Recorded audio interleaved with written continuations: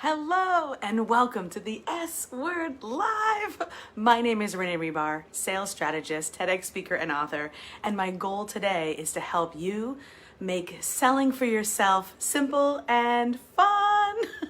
I am so excited to be able to come here every single week and share with you live, in the moment, current insights about what's working and not working when we're selling for ourselves. So if you don't know me yet, if we haven't worked together, maybe you haven't gotten a chance to know any of my services, I just want you to know that I absolutely love answering your questions. So keep them coming about selling your coaching services, selling strategy sessions, selling virtual assistant services or agency services.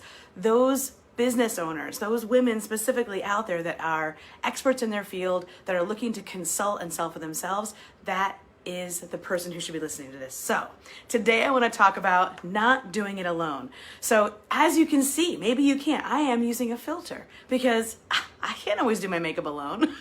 So it's okay to ask for help. A lot of the women that I work with are what I call GDIs, right? Like we're, goddamn independents, right? Like even in college, let me know if you can relate. Have you ever been called a GDI or, geez, you're so independent? Or maybe you just relate to that. I'm an independent. So that being said, it's hard to ask for help. I know it was hard for me initially. And oftentimes I've been told by my clients that they felt like asking for help would be a deficit to their character. Like they would be somehow less than strong or less than accomplished if they were to ask for help. So we all need a little help every now and then, even a nice little filter. Yeah, see, it's okay to have a filter. It's okay, it's fun. Why not? It's okay to ask for help. I was working with a client yesterday and she was talking about this same work. She also does coaching and she sells coaching and a course. And one of the statements that she had really stuck with me, and it was that, Kobe Bryant, all right, rest in peace, buddy. At the peak of his career, he was working with no less than 9 separate coaches on his game. So everything from mind, body, spirit, tactical, emotional, in addition to every other coach that was already working with him on the teams that he was a member of. So again, no one does it alone. It's okay to ask for help. So let me know if you've ever felt like I should know this, or I shouldn't ask for help. If I ask for help, maybe I'm not as good as I think I am. So if you've ever been called independent, let me know in the comments. Hello, Melanie. Thanks for joining live. Whether you're live or on the replay, say hello, drop an emoji. I always come back in and talk to the people in the comments, and you never know when I'm giving away some special things. So I love to be generous and give things away. So make sure you comment on that. When you comment, you always put yourself at the top of the queue to get that next special thing. So today I do want to talk about not doing things alone. We oftentimes will bear the weight of the world on our shoulder. There's so many times that I've had deep, heartfelt, heart-to-heart conversations with clients where they were playing the role of Atlas, right? The Atlas, like he carries the weight of the world on his shoulders, or, they have this albatross around their neck, like they're doing it even though they shouldn't be doing it, but they're doing it anyway because they don't know how to do anything else. So that is very much the bane of so many smart women business owners, where they're very good at something and then they get into business, they start consulting, they start selling their expertise, and then they start doing everything else. So I made a little list here of all the things that I've helped my clients with this week that they were before they hired me, and I'm sure with your clients before they hired you, that they were doing alone. Writing emails. I wrote probably 17 emails this week with my private clients. I love writing emails. I love writing. And I know their business so well that I can help them speak in their voice. So I draw out their words and I help them share them. This is a big week for emails. Every week is, but I wrote at least 17 of them. Offer stacks. I wrote at least 2 offer stacks. So what is an offer stack? It is literally the list of things you get when you're buying a service or product. Whether it's a program, you get this, this, and this, or whether it's a service. Proposals. I wrote at least 2 proposals this week, and it's only Wednesday. And they weren't even for my business, they were for my clients. Proposals for 5, 10 figure deals so that they could grow their business. Some of them were very big, and again, have been in the pipeline for months, one of them for 2 years. So again, that's the idea, is what other things are we doing ourselves that if we just had a little bit of help would be that much easier, faster, quicker, better, stronger.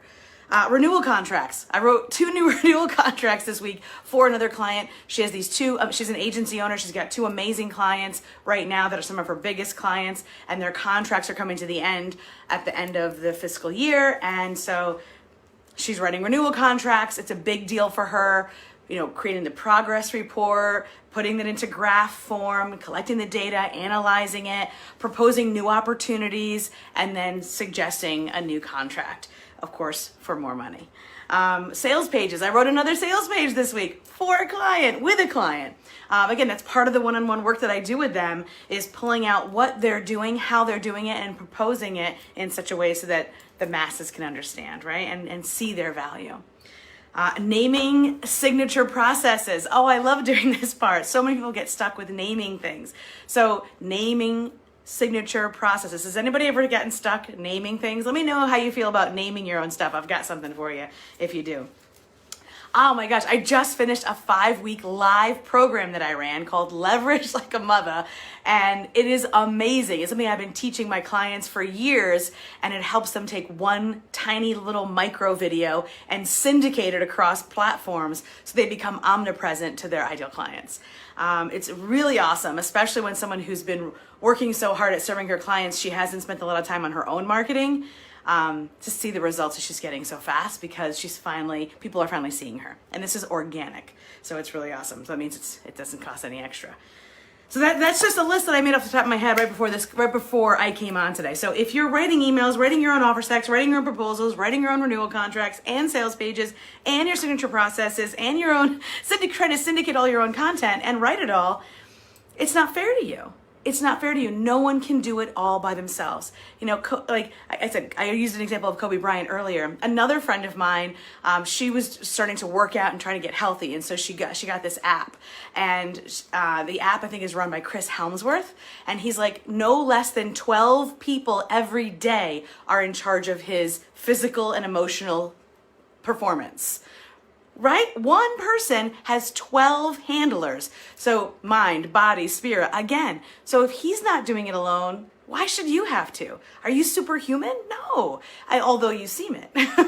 It's not fair to you to try to do everything on your own. So I want you to kind of like hear this and allow yourself to release the pressure that might have been building up inside of you. So that all to say, here are some 4 key points that I want you to kind of walk away with. Number 1, I want you to think about what idea have you been toiling around with from that 30,000 foot view. I want to start that program, or I want to start offering this service, maybe another income stream you've been noodling around, or I want to write that book. Then go to the tactical stage. This is step number 2. On the ground, what do I have to actually do, and in what timeline, so that I can get that idea off the ground? Step number 3, what emotional support do I need so that I can combat that self-doubt when it comes at my door? Because you know it always will. I don't care what level people are at. I've worked with people at every single level of their business, from startup right up to C-suite, and every single person doubts their own expertise at some point, their own abilities at some point. So number 3 is emotional, and number 4 is review the data and make strategic decisions. So idea, tactical, emotional, and review data and strategy. So when you do those things, if you want to self-evaluate, there is your recipe. If this has brought up more questions than answers, that's okay. That's what I do. So please reach out. I'm available. I'm so excited to talk to you guys. If you're not on my email list yet, even if you think you've already gotten all the free things you possibly can get from me, click the link that you see with this video, because that will make sure that you're on my email list and that you're getting all the invitations to all the now things that are happening currently in this amazing world that we live in. Because I know one thing, if my clients work with me, they are able to sell and make money and live a life that is joyful, where joy and profit intersect in any market conditions. Any market conditions. That is the kind of confidence that I want you to have too. So I'll see you soon.